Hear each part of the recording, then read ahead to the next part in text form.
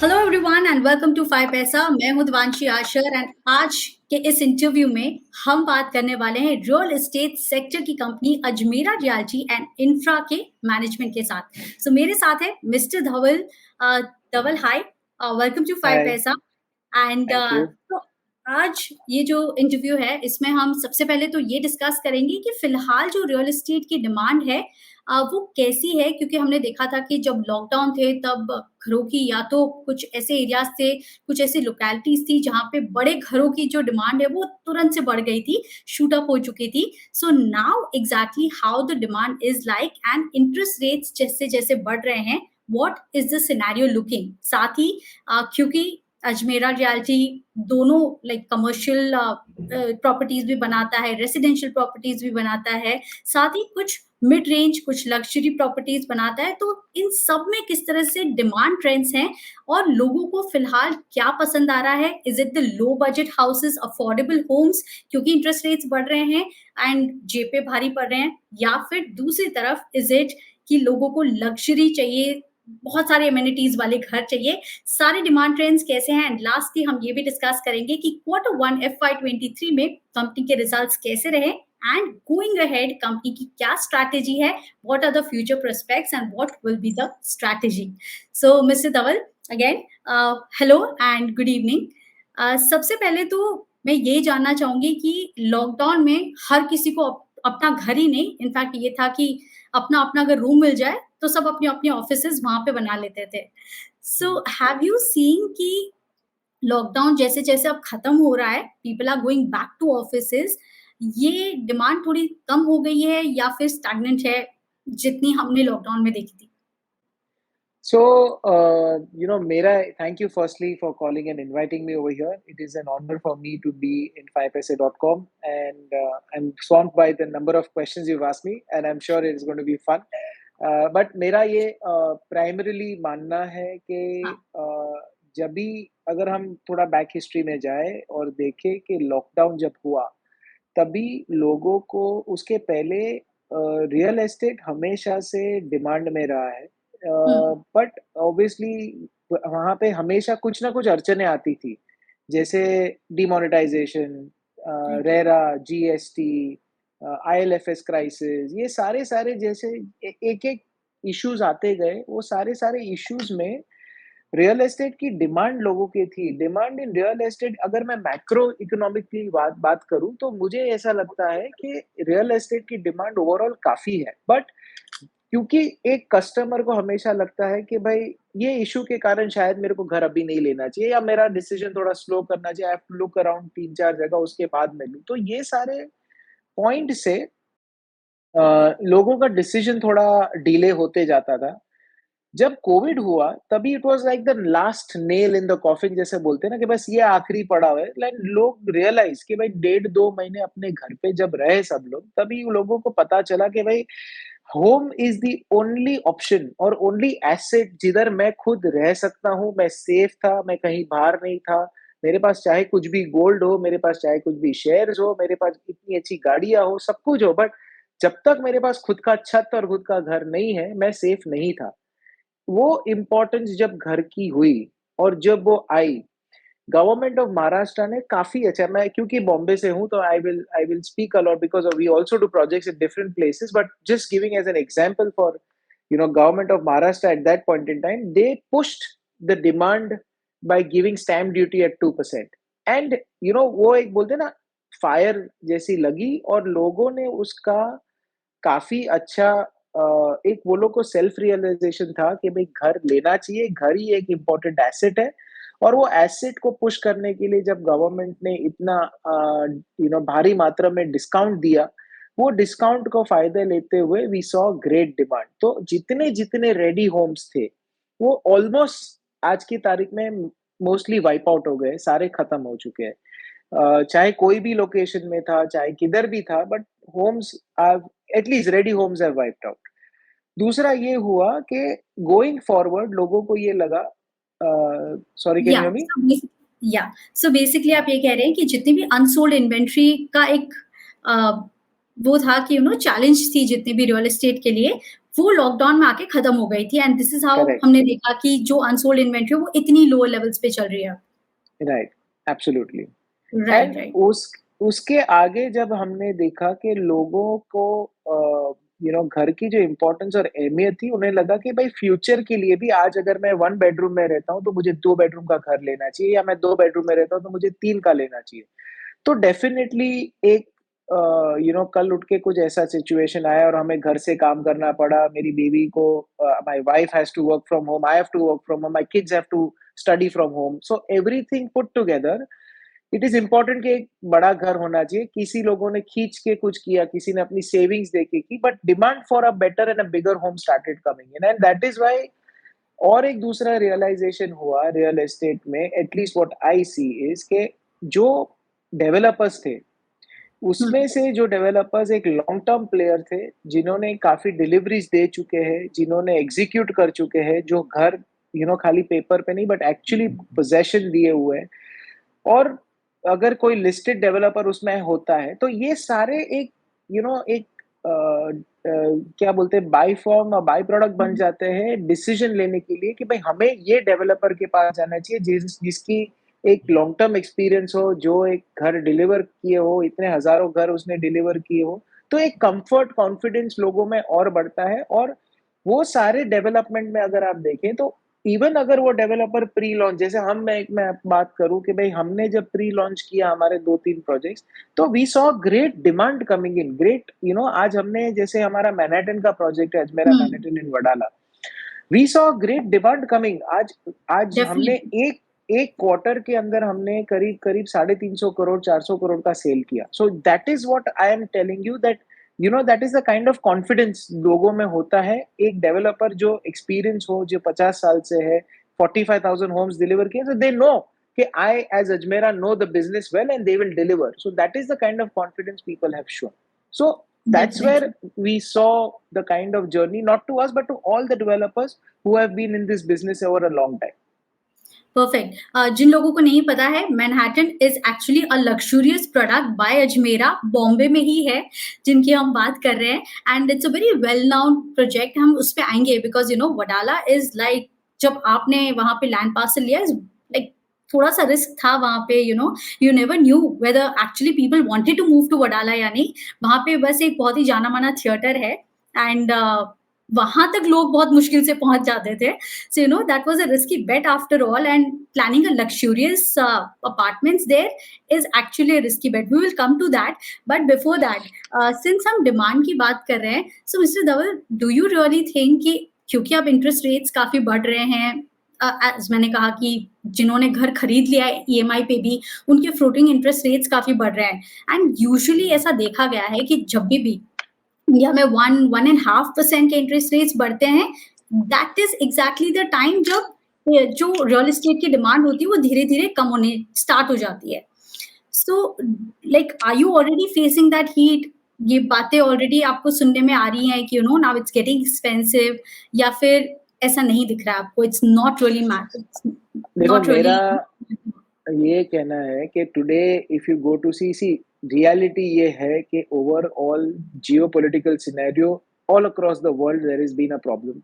There is right. Ukraine Russia war, there is a problem in US, inflation is very very high hmm, and ये सारी पर्क्युलेटिंग demand और पर्क्युलेटिंग issues India में भी आने वाले हैं। मतलब इट इज इनएविडेंट, मैं कुछ भी चाहूँ तो भी मैं इसे रोक नहीं पाता हूँ, but what I see is that the government has sustain, वो लोग ने काफी अच्छी तरह से इसको एक सस्टेनेंस मोड पे रखा है and hmm, they even the government realise कि भाई घर एक ऐसी चीज है या होम लोन एक ऐसी चीज है जो ऑल टाइम लो थी। आज मतलब हुँ, आप अगर देखिए श्री दीपक पारेख जी ने खुद अपने उसमें कहा कि मैंने मेरी जिंदगी में इतना कम होम लोन नहीं इंटरेस्ट रेट नहीं देखा है। तो अगर उतना होम लोन इंटरेस्ट रेट कम रखने से अगर डिमांड अच्छी होती है, लोग होम लोन्स लेते हैं, तो that shows the sign. Because आज एक रियल एस्टेट इंडस्ट्री चलती है तो 250 और अलग-अलग इंडस्ट्री चलती है। सो उसकी definitely. Percolating effect in terms of job, in terms of demand, in terms of everything is so great.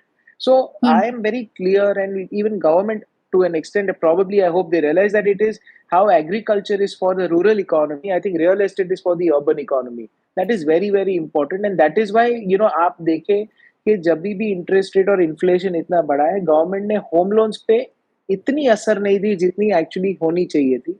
और राइट। मेरा ये पर्सनली मानना है कि yes home loan interest rate बढ़े हैं, बट हुँ, एक लेवल तक जब तक रहते हैं, तब तक I don't see as an issue and people वो थोड़ा बहुत रेजिस्टेंस तो होता ही है क्योंकि जब मैंने सवा 6 साढ़े 6 टके में लिया और आज 7% हो गया तो डेफिनिटली मुझे वो पिंच होता है। बट हुँ, आई थिंक मेरा पर्सनली ऐसे मानना है 7.5 पौने 8 टका जब तक है तब तक लोग आर ओके। बट जब ये ओके, 8 क्रॉस हो जाता है तभी मुझे ऐसा लगता है probably we will start seeing resistance coming and probably that's when the demand will start going down, but I am hoping that with the way the steps government is taking, I think I hope the unless there is a very different scenario hmm, outside the world, I don't think interest rate should go high, and if that does right. not go high, I think the demand will be still sustainable.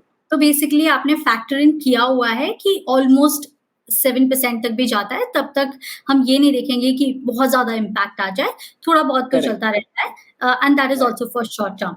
Alright, coming to the trend which I was talking about, affordable housing के लिए government ने बहुत सारे schemes लाए, but all of sudden हमने देखा कि जितने लोगों की अफोर्डेबिलिटी थी भी, वो भी हल्का-सा हायर ले जाके एक्सटेंड करके अपने finances, they are either wanting 2 BHK, 2.5 BHK and amenities होनी तो कंपल्सरी है।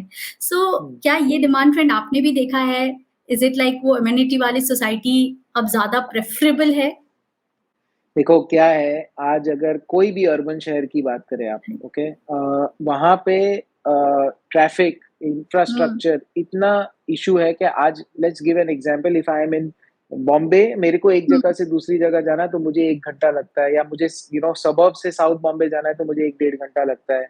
And everywhere there is traffic. People prefer आज आज मुझे एटलीस्ट शहरों में जैसे गुड़गाँव है, नोएडा है, दिल्ली है, बैंगलोर है, चेन्नई है, ये सब जगह पे लोगों को ट्रैवल में इतना टाइम जाता है कि उन्हें लिए अमेनिटीज़ उन्हें लिए एक क्या बोलते हैं एक अपना फ्री टाइम जब गुज़ारना है, they don't want to again travel somewhere out to enjoy their life, so that is why they prefer कि मैं जहाँ रहता हूँ, वहाँ पे अगर मेरे को एक रिक्रिएशनल एक्टिविटी मिले, मेरे को क्लब हाउस मिले, स्विमिंग पूल मिले, टेनिस कोर्ट मिले, ये सारी चीज़ अगर मुझे वहीं मिलती है, I I am saving my time, मैं मेरा टाइम बचाता हूँ, कहीं और नहीं जाऊँ और मैं यहाँ पे मेरे बच्चों के साथ, फैमिली के साथ उसको बिताऊँ। सो डेफिनिटली ये सब कारणों के साथ ये मुझे लगता है कि and now with the young generation from the buyer which is earlier 40-45 now shifted from 27 to 35 और 40 इयर्स, दे ऑल वांट वो सारे जो है 27 साल से 40-45 साल के हैं young people, they prefer to have this kind of lifestyle and they even अगर उसका ये है कि शायद मुझे थोड़ा दूर जाना पड़े कहीं, but if I get a good amenity plot facility, मैं वहीं जाऊंगा। So these are the demand factors. और मैंने जैसे कहा कि लोगों ने जो पहले वन बेडरूम में रहते, डेफिनेटली वो अपना अपग्रेड करके टू में जा रहे हैं, टू थ्री में जा रहे हैं, थ्री फोर में जा रहे हैं, they all want an extra space to be ready for any eventualities coming probably in future, which we hope it never comes, but I think everyone's looking at it and taking a bigger better home. Definitely. So now let's come to the quarterly results. अब FY 22 का end हमने देखा कि better था। FY 23 mostly real estate companies के लिए काफी better prove होके आया है, but when we see your results, थोड़ा से कम रिजल्ट्स आए हैं। लाइक ईयर ऑन ईयर अगर आप देखें तो revenues are around 55 crore versus 135 crore. साथ ही जो एबिटा है has reach to 18 crore versus 34 crore and margins are also above 30%, लेकिन पिछले साल 25% से, तो मार्जिन्स आर गुड। एंड अगर प्रॉफिट्स की भी बात करें तो around it is 12 crore which was 10 crore last year. Quarter on quarter की बात करें तो हल्के से कम हुए हैं। So what is the exact reason कि इस बार जो आपकी सेल्स है, एबिटा है, वो सीक्वेंशियली थोड़े से कम हुए हैं? सो मेरा ये कहना है कि देखो लास्ट ईयर जो हमारे सारे सेल्स हुए थे वो हमारे जैसे मैंने बताया हमारे एग्जिस्टिंग प्रोजेक्ट्स जो कोविड के टाइम रेडी हुए थे जस्ट बिफोर कोविड, वो सारे सेल्स में it gave a great demand for us and sales happened very quickly. हमारे ऑलमोस्ट रेडी स्टॉक सारे खत्म हो चुके हैं, डिप्लीट हो चुके हैं और हमारे नए प्रोजेक्ट्स जैसे ग्रीनफिनिटी है, सिकोवा है, अभी हमने नया मैनहट्टन लॉन्च करा, ये सारे are under execution stage. So as per जैसे हमारा अगर मैं आपको बात करूँ तो ये क्वार्टर हमारा सबसे बेस्ट क्वार्टर रहा in terms of sales value, right? So I we did a sales value worth more than 400 crores in this quarter itself, whereas I have um, done almost 400 crores of revenue in the last entire year. तो ये quarter में हम लोग ने इतना cell करा। तो yes, ये रेवेन्यू ये क्वार्टर में शायद मेरा लास्ट ईयर की कंपैरिजन में कम है, but it's like a launch project which came in or it gave us a great boost, and obviously because of the percentage completion method these all will come under revenue recognition in the coming quarters. So okay, so that hmm, is why you are seeing it, because अभी मेरे pipeline अभी जैसे मेरा Manhattan project है वो just launch हुआ है, it is under execution, मतलब जस्ट ग्राउंड ब्रेकिंग हुआ हुँ, है, बेसमेंट की ब्रेकिंग हुई है, तो as a certain percentage of completion तभी मैं उसका रेवेन्यू रिकॉग्नाइज कर सकता हूँ। सो इसीलिए राइट। मेरे जो नंबर्स हैं probably in the coming quarters will come, but with the kind of sales value which is being booked, we are very hmm, confident the numbers will look even more interesting in coming quarters. Definitely आपकी sales value almost 260% बढ़ी है year on year, sales volume 155% तक का jump देखने मिला है। In fact average realisation भी काफ़ी बेटर है and that is why this question कि जब नंबर्स इतने अच्छे लग रहे हैं तो why the revenues and profits are down? पर आपने क्लैरिफाई किया कि कमिंग क्वार्टर्स में you will see the impact of that, so the good is yet Correct. To come. Yeah. Alright. Now coming to क्योंकि आपने कहा कहा कि Manhattan this is one of those projects that even you are looking forward to. आपके presentation में आपने mention किया है कि आपने ऑलरेडी 25% इन्वेंट्री सेल कर चुके हैं, ऑलमोस्ट 350 करोड़ तक की जो प्री सेल्स हो चुकी है। So tell us what is like the potential revenues और profits that's coming out from this property specially? So Manhattan overall is a 500 odd thousand square feet of project, which is about roughly 1400 to 1500 crores top line. So of that, as we speak, we've sold 350 crores. And, okay. right now we are still under, sustenance mode. And I am, very proud that today just being under execution or foundation work just being started or just getting started, we've done such a great volume, so I'm very confident that by the time we reach we will be sold out even before the project is completed. So we are looking at a great response coming in, and this project हम लोग ने जब शुरू करा, हमारा जो ये land है वडाला में, जैसे आपने कहा कि यहाँ पे पिछले 20-25 साल पहले शायद कोई इसे ये लोकेशन को प्रेफर नहीं करता था, बट हमने और हमारे ग्रुप ने ये देखा कि भाई ये जगह, ये जो वडाला एक सबब ऐसा है मुंबई का जिसके अंदर सारे कनेक्शंस जो बॉम्बे में ट्रांसपोर्टेशन के मिलते हैं, जैसे फ्रीवे है, मोनो रेल है, मेट्रो रेल है, ईस्टर्न एक्सप्रेस हाईवे है, बीकेसी कनेक्टर है, एंड वर्ली अरे सॉरी शिवरी नावा शेवा लिंक रोड है, लाइक द कनेक्टर। ये सारे ऐसा एक ही सबब है जो वडाला है, जिसमें ये सारे कनेक्शंस हैं। आप कहीं और चले जाइए, बांद्रा जाइए, जुहू जाइए, मलाड जाइए, कहीं भी जाइए, राइट। इतने सारे कनेक्शन आपको नहीं मिलेंगे। You will get 1, 2, 3, yes, you will get railways, you will get highways, but everything together at one location, probably I think it's Wadala the only place, and that is why government also recognizes this place right. As the next BKC. So उस कारण इसका जो future देखा हमने, और उस कारण से हमारी जो डिमांड हमको देखी है, प्राइस पूरा अप्रिशिएट होते होते आज हम जब यहाँ पे वाडाला में एक मैनहट्टन, एक न्यूयॉर्क की लाइफस्टाइल लाना चाहते थे हमको, राइट। क्योंकि न्यूयॉर्क और बॉम्बे की काफी सिमिलैरिटीज है, आइलैंड सिटीज है दोनों, बाय द बे है, very financial capital of each country है, तो ये सारी चीजों को हमने मद्देनजर रखते हुए एक लाइफस्टाइल डिजाइन की, और वो लाइफस्टाइल हम मैनहट्टन में लाए, और वो हम आगे इसको और राइट। बढ़ाएंगे। So we are hopeful that we make a great landmark which people will really love to stay. Definitely and it was very thoughtful in fact कि वहाँ पे आपने इतने प्रोजेक्ट्स बनाए हैं। Now coming to the second question, क्योंकि फिलहाल अगर आप देखें तो आपके जितने भी फ्यूचर प्लान्स हैं वो मोस्टली बॉम्बे में हैं। यू आप वैसे तो बॉम्बे, पुणे, गुजरात, बैंगलोर कैटर करते हैं, बट मोस्टली लाइक ऑलमोस्ट 75% से ज़्यादा रेवेन्यूज़ आपके बॉम्बे से ही आते हैं एंड अभी भी जो आप फ्यूचर प्रोजेक्ट्स पे फोकस कर रहे हैं बड़े-बड़े वो बॉम्बे में है।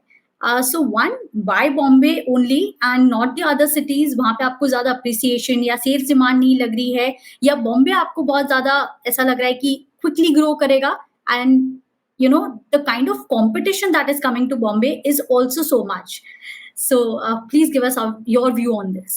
तो मेरा ये कहना है कि बॉम्बे एक ऐसा शहर है which has a great demand because it is a financial capital of India. Firstly, secondly, Bombay के अंदर इंफ्रास्ट्रक्चर जैसे इतने मेट्रो लाइन्स आ रहे हैं, the coastal road connectors, the everywhere Bombay is becoming nearer now. So obviously people are wanting to live here because they can reach from one destination to other in a matter of time.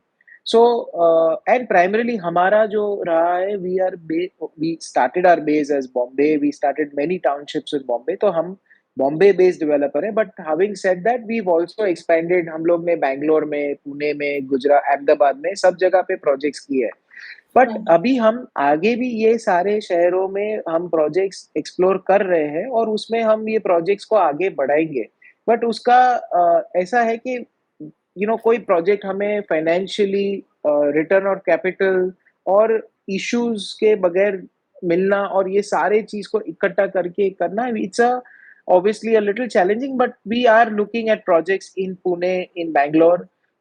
But because हम बॉम्बे के base ज्यादा है तो हमको शायद यहाँ पे काफी अच्छी डेवलपमेंट और अपॉर्चुनिटीज मिल रही है and we are opportunistic developers कहीं जहाँ मिल जाए वहां पे हम करेंगे ऐसा आज बैंगलोर में भी हम डिस्कशन कर रहे हैं पुणे में भी कर रहे हैं अगर किधर और मिल गया तो we will continue our work so wherever hits the boat go ahead alright now coming to the debt equity एक आपकी borrowing is more than like around 800 crores and आपने इस क्वार्टर में थोड़ा सा डेट कम किया है and despite this your margins are at 30%.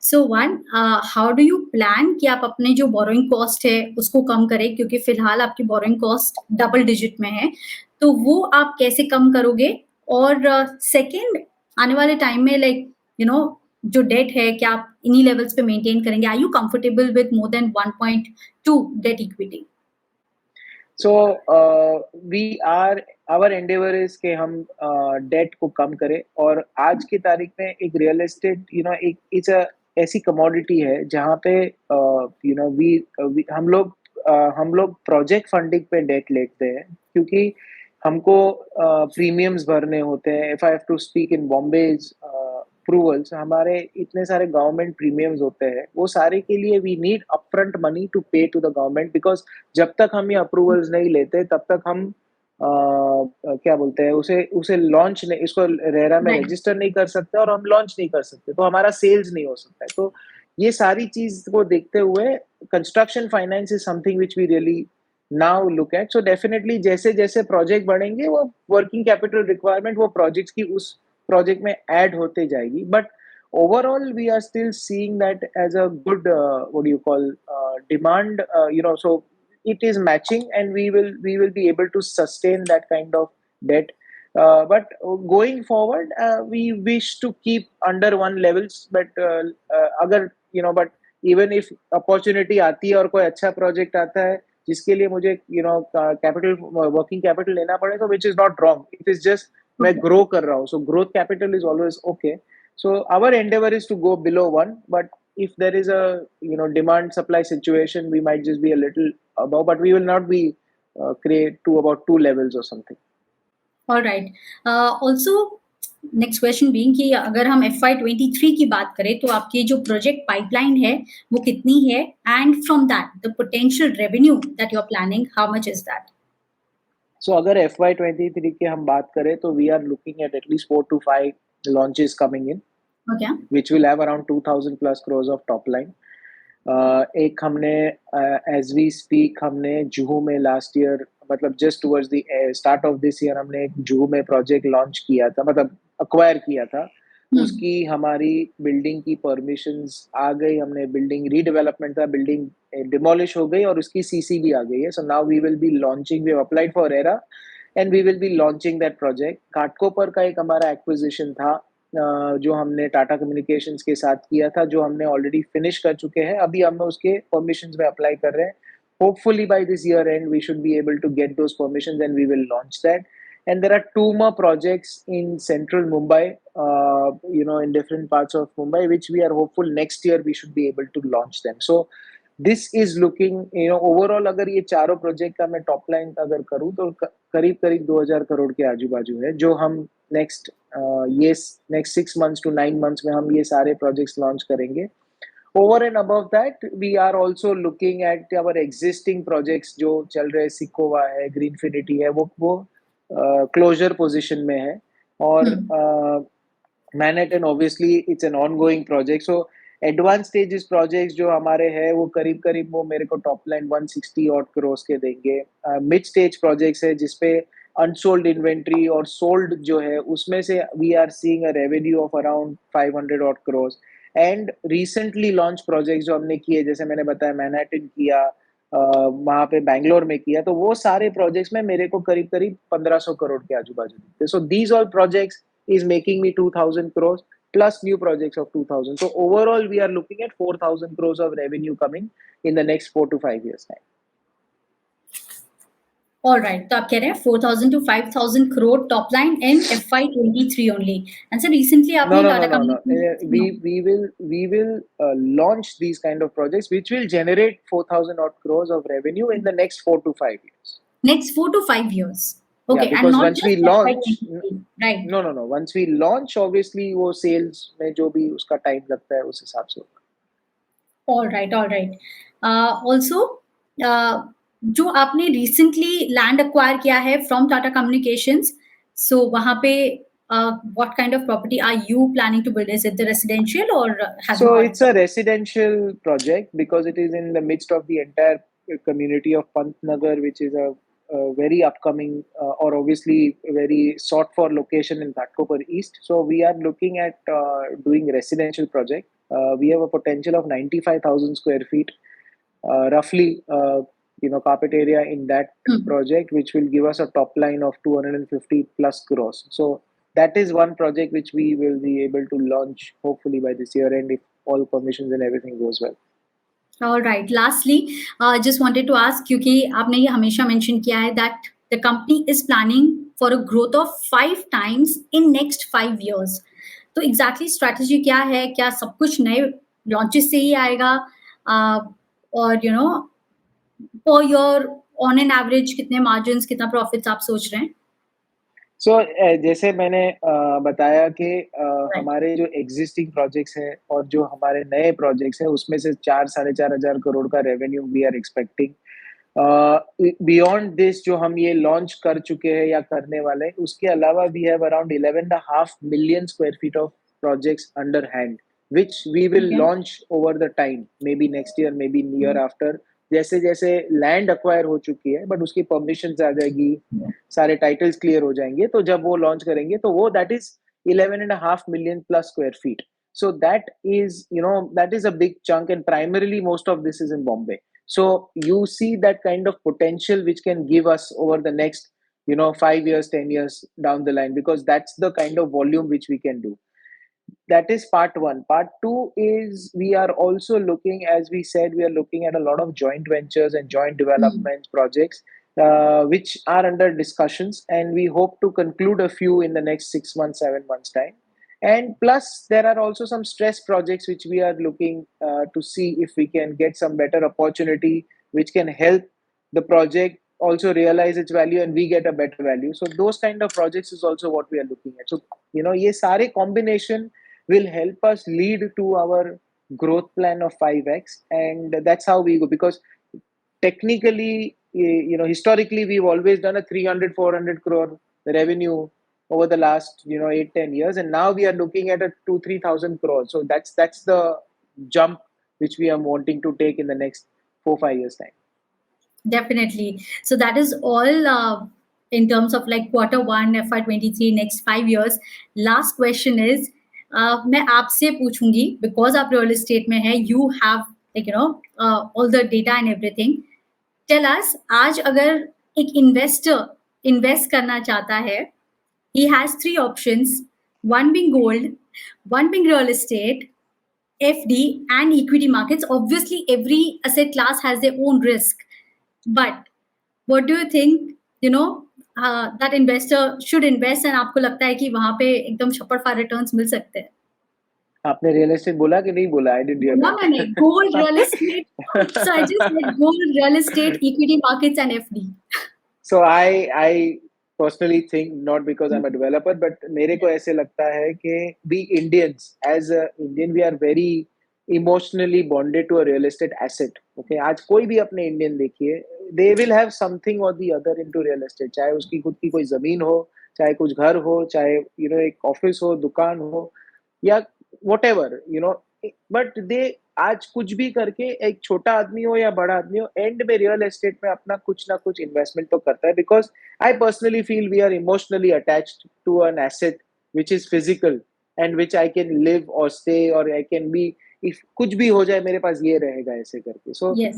मेरे को ऐसे लगता है कि कोई भी एक स्मार्ट इन्वेस्टर होगा, वो एटलीस्ट 60 50 60% और मेरे जैसा होगा तो 100%, but I think 60 70% of their investments will be into real estate, but and yes, rest will be in different asset classes also, like gold, FD, which will be the recurring expenses, kind of a thing. So one is a long-term investment, which is your Yes. safer, and one is a recurring investment, which is your routine expenditure. So I think अगर इसमें smartly कोई divide करता है, तो definitely he will be in a safer hand in long term.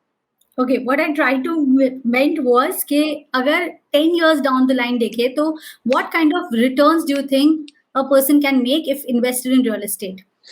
So I'll tell you, India, if I have to just give you a small example, India was a, 200, today India was a $10 billion, or I don't know how many, but today we are a $200 billion, real estate market. It was a 15 20 billion dollar, it has become $200 billion market.